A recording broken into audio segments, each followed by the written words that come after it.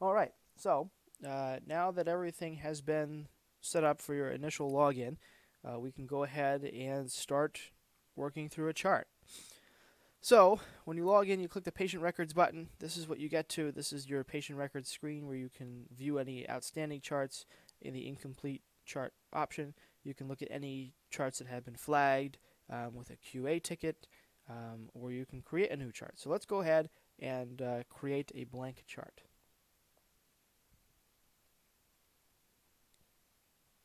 Okay, so as you can notice, we do have pre-populated fields because we put in NFAS, we put in 3651, we put in that was a day shift, BLS, seen, unscheduled are all defaults, and the crew that we have listed were also defaults here. So let's start at the top and go through each field here just to discuss what it is. Additionally, what is going to be created and available is a data dictionary, which is going to list, it'll be a document that talks about every page of the chart. As you can see on the left here, they have lots of different pages. Don't worry, 9 pages, but it's not as in depth as you might think it'd be. It's not that cumbersome.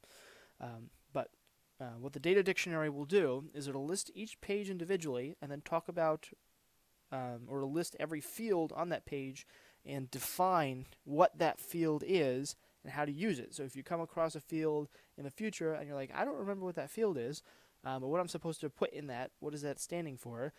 You can open up a data dictionary, say, oh, okay, what does comment mean in receiving? So you could pull up your data dictionary, go to page 1, go to receiving, go to comment. Comment refers to the bed number in which the patient went to at the hospital, or what does mode mean? You can look at what the definition of that is. So let's start at the top here. We have a new patient. This is your CAD number, just like you would put the CAD number on your call sheet. NWEMS 2017 0000001. Very simple, very straightforward. Base site, NFAS, or mutual aid. The difference here, 99.9% of all your calls are going to be the base site of NFAS. The only time that mutual aid would really be used as a base site is if you were on a longer standby when we were doing a mutual aid call because Andover had us cover because there's a large incident going on and we're actually being stationed out of the mutual aid station. But once again, I'm not going to go too depth or too far into any of these. Look at the data dictionary for any questions about what each field uses. But the units, 36, 51, 52, very standard. If a mutual aid ambulance is taking the call and you're serving with them, so for instance, say Lakeland is going to be handling a call in Newton with 4351. However, they're using a member from Newton because they're only able to get one and they've requested us to provide them with an EMT. Obviously, our ambulances are not being used. We're using one of their ambulances to take the call. Or if you're going into Andover for a call and you're using their ambulance as the primary unit because they are shorthanded and requested an EMT from Newton, mutual aid would be your unit. POV would be your unit if you're responding to a call in Newton. Say we weren't able to get a crew, but you're going to go help Atlantic out. You would select POV so we could just keep track of what we're doing. BLS, this should never be changed. It lists all specialty types, ALS, BLS, blah, blah, blah, blah, blah. But for our service, there's no circumstance in which BLS would not be used, so don't switch this option. Once again, shift. I mentioned this before in the beginning. You can switch this at any point, day and night. Type of service.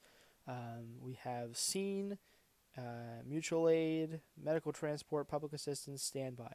So depending on the type of call that you're being dispatched to will determine what option you choose here. Most of our charts here will be scenes because we are mostly dispatched to 911 emergencies, but sometimes we are dispatched for standbys like Newton Day or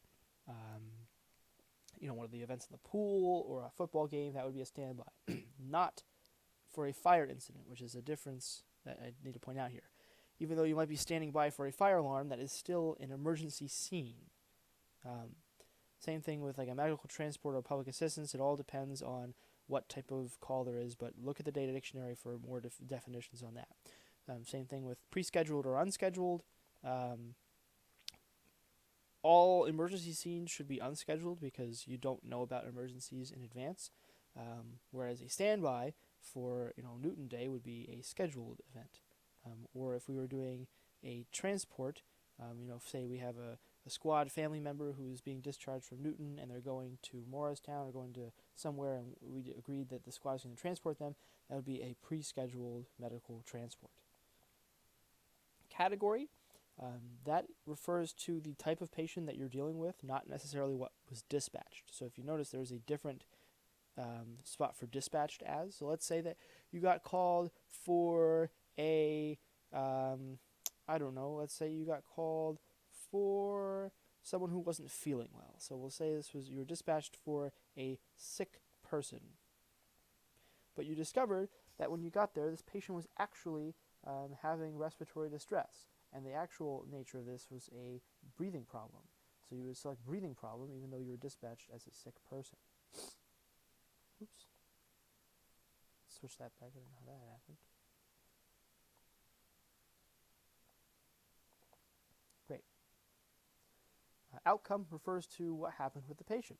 So lots of different options here. Say, there should be an ALS call if you requested ALS. We'll say that, say ALS got there, they said they're going to treat the patient transport. This would be a transported by BLS and ALS treated. Well, let's say that you requested ALS, but because you didn't know it was a respiratory until you got there and it took so long for ALS to get dispatched relative to your time on scene, perhaps you might be transported by BLS, but ALS was canceled based on proximity because they were too far away.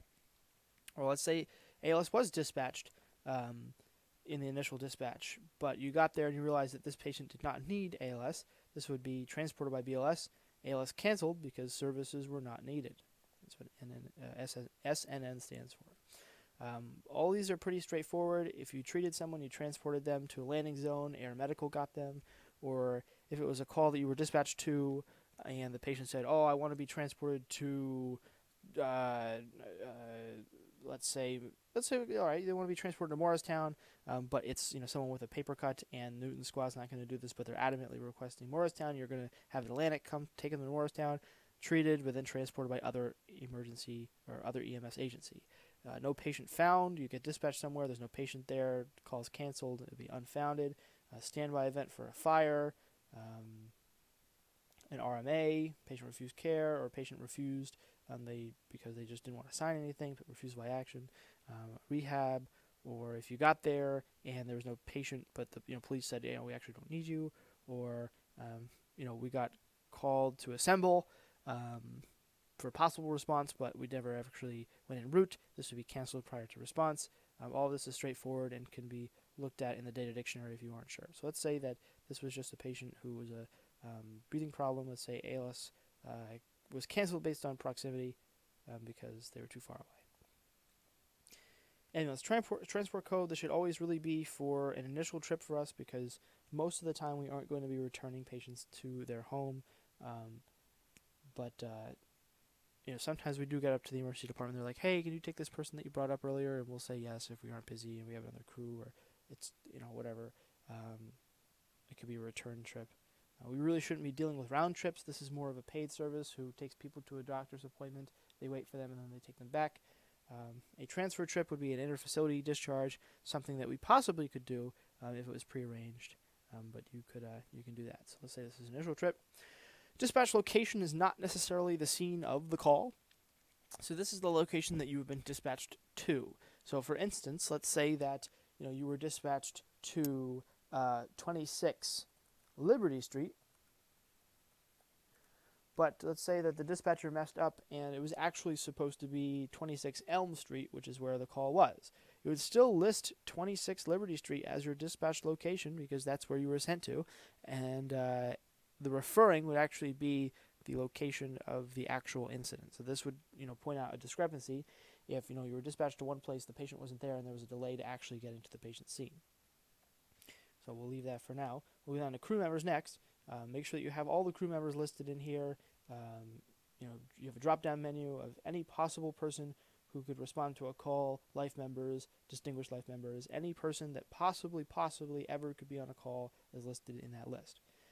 If you run out of spaces, say we have 6 people on a call, but we only have 4 rows to actually put people in this circumstance or in this field, you can type in whatever other names you want down here to add them to the crew as well. Roles are important, and this goes a little bit beyond what our call sheet used to have. You can select roles as to what people were. So if you say that the test guy here drove to the call, and they ended up being the person who was the quote unquote crew chief, the person delivering the care. They could be the primary caregiver during the scene, primary caregiver during the transport because they remained in the back with the patient, and I could be the driver when we go to the hospital. So I'll be although I wasn't the driver for response, I was the driver for the transport, which is not something that our current call sheet lets you do. It just shows one driver, and then say I was as other caregiver at the scene as well. If you notice here, the test account does not have a certification level set up. So if you notice this at any point, go ahead and click on it so you can fix this.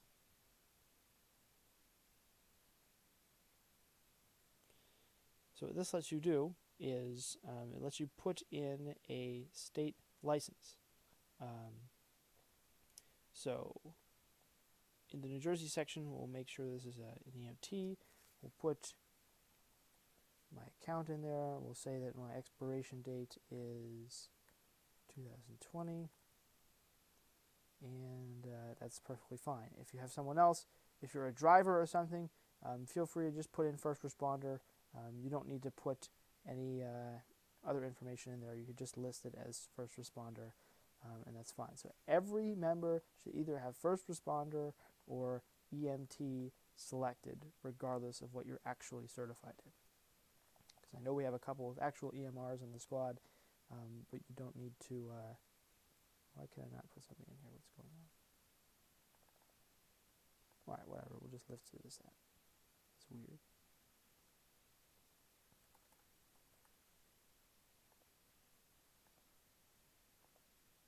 Try that one more time. That's bizarre. Okay, whatever. We'll save it.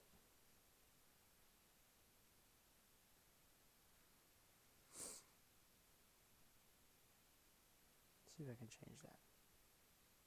Okay, now I can change it. Right. That was weird. So we'll save it. What did it do? Okay. So now we'll go back to home. Oh, shoot. It's not going to have an incomplete one. Oh, come on. Unless it's open in another tab. So let's take it out of the full screen mode. Bear with me for just a second. Okay, that's what happened. Okay, so it's just in the other one here. My apologies. We're back in business. Alright, so now that should pop up later. We'll come back to that just to make sure it's like that in a second. Where were we? Okay, so ignore the add levels right now. We already fixed that.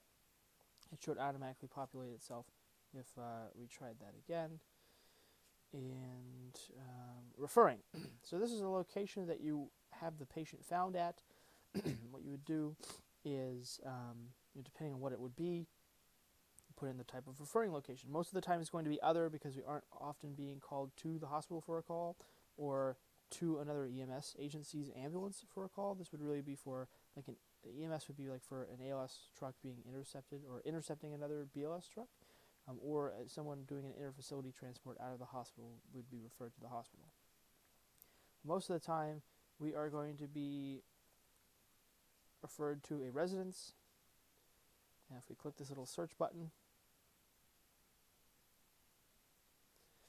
we can type in the address, type in the state, etc., etc., etc. What I've also set up is a list of common addresses. So you don't necessarily have to put in 33 Mill Street every single time. You can just find high rise. It pre-populates 33 Mill Street, and all you have to do is put in the apartment number and you're set. So for the purposes of ourselves today, Let's not put the high rise in. Let's put in 68 Sussex Street. Great. Perfect. 68 Sussex Street is where our patient is. Requester should really always be Newton Police. NPD, Newton Police, because that's the body who is dispatching us. Mode. If you're responding to the call, emergently or non-emergently, this is where you would put it in. So say we were initially dispatched, we used lights to get there. But say while you were driving, for some reason, the police department or the dispatcher got on the air and said, you can come in with caution. For whatever reason, you would say you initially responded emergently, but you were downgraded to non-emergent. Or if you were responding non-emergently, and for whatever reason decided to go with lights eventually, you would be non-emergently to begin with, and you upgraded to emergent. Or if it was completely non-emergent, then non-emergent. Or if you didn't respond at all because you were canceled before you started responding, not applicable. Pretty straightforward. The receiving. So where did the hospital or where did the patient go? Most of the time it's going to be, most of the time it's going to be hospital, and just like the pre-populated list in referring, we have the most common hospitals here. Newton. Always pretty much going to be the emergency department. The mode in which you transport it. So did you transport emergently? Did you transport non-emergently? Who knows? So we canceled ALS due to proximity, which probably means we need ALS, which probably means we should be going emergently to the hospital. The destination basis. Why did you go to Newton? Well, probably went to Newton because it was the closest facility, and possibly because the patient also wanted to go there. So try your best to come up with whatever the best options are.